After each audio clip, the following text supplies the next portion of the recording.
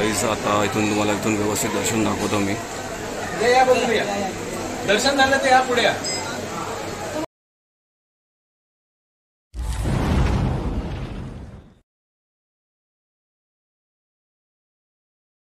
So हे guys good afternoon. आता दुपारचे 12-12:30 झालेत आणि आज आहे रविवार. सो आज आहे स्वामी समर्थ महाराजांचा प्रकट दिन.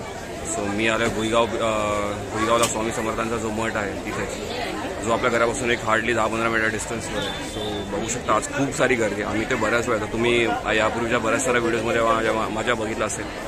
सो मी तुम्हाला दाखवतो गर्दी आणि सगळं तिथलं. So let's go. So guys बघू शकता गाड्या पार्किंग इथे सगळ्या फक्त बाईक ठेवल्यात आणि 4 व्हीलरला पार्किंग बाहेर ठेवली आहे.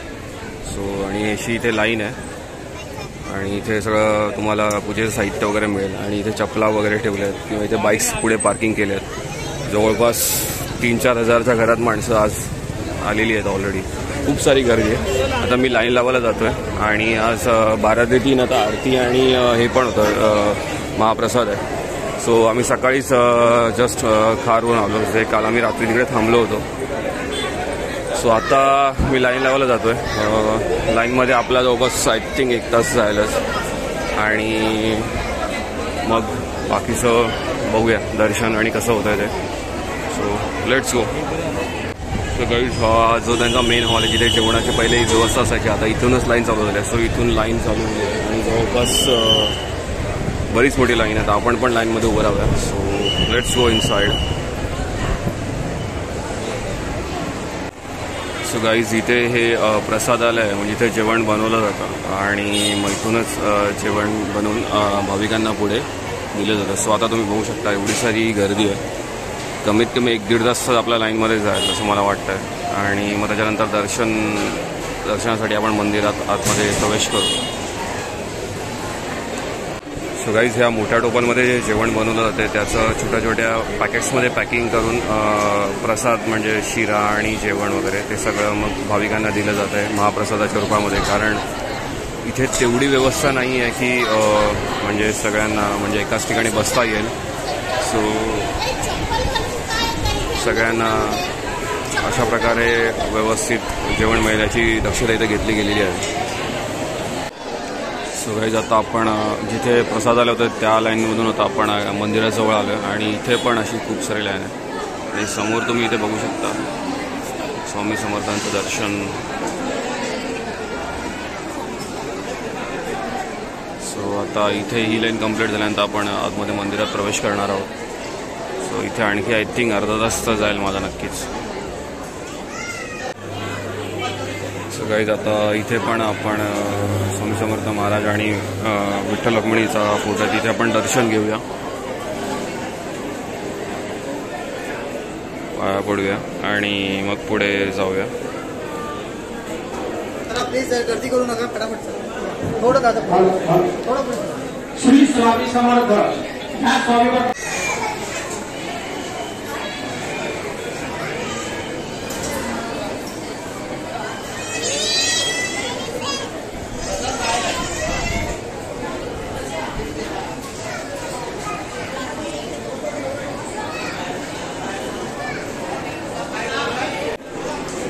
गाईज आता आपण साईबाबांचं दर्शन घेऊया.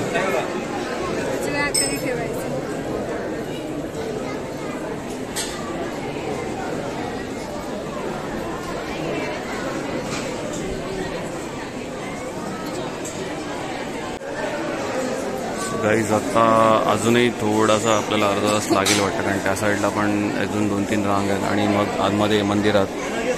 सो आज खूप सारे पब्लिक आले आहेत.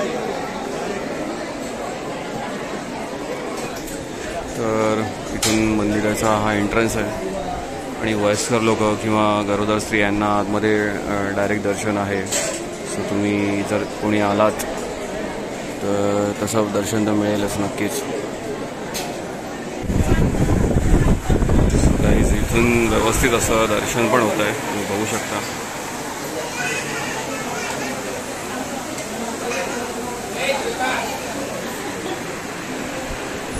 सो गाईज आता आपण मंदिरात म्हणजे आतमध्ये गाभाऱ्यात आलो आणि समोर तुम्ही बघू शकता स्वामी समर्थांची मूर्ती याचं दर्शन तुम्हाला होत असेल.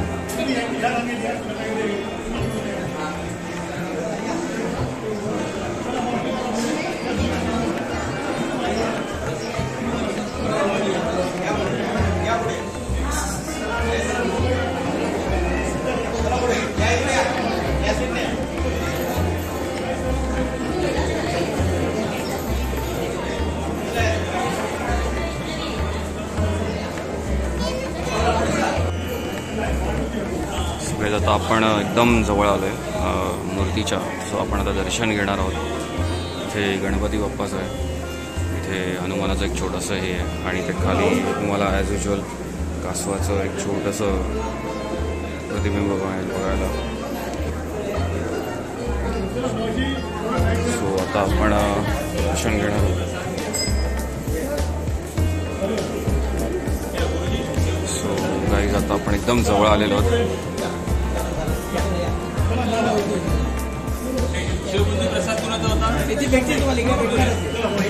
गाईज आता इथून तुम्हाला इथून व्यवस्थित दर्शन दाखवतो मी. दर्शन झालं ते या पुढे.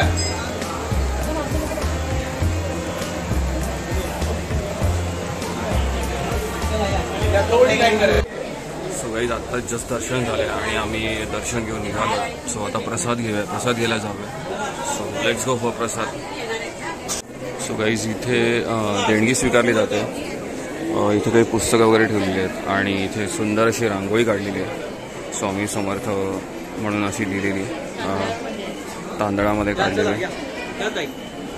खूप सुंदर अशी रांगोळी आहे.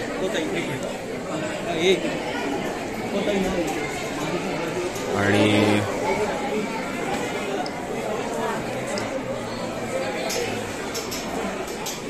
प्रसादाचे जे मानकरी त्यांचा इथे फोटो लावलेला आहे. इथे पूजा भंडार म्हणून आहे. इथे तुम्हाला बऱ्याच साऱ्या छोट्या छोट्या मूर्ती स्वामी समर्थांच्या किंवा त्यांच्याशी रिलेटेड बऱ्याच साऱ्या गोष्टी आणि अगरबत्ती वगैरे अशा गोष्टी मिळतील.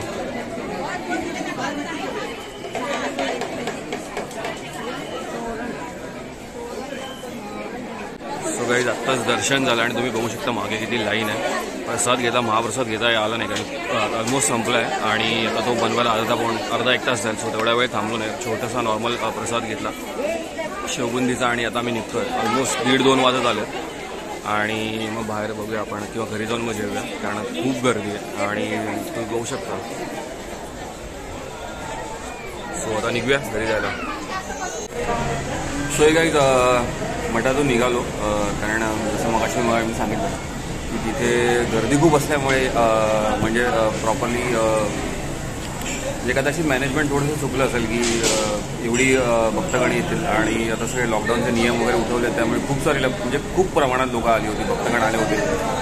त्यामुळे महाप्रसाद घेता आला नाही कारण महाप्रसाद घ्यायला म्हणजे संपला होता आणि तो म्हणजे परत घेण्यासाठी जवळपास अर्धा पाऊण तास 1 तास जाणार होता. म्हटलं एवढ्या वेळ थांबण्यात काय पॉईंट आहे म्हणून मोस्टली सगळे पब्लिक नॉर्मल प्रसाद घेऊन चालले होते.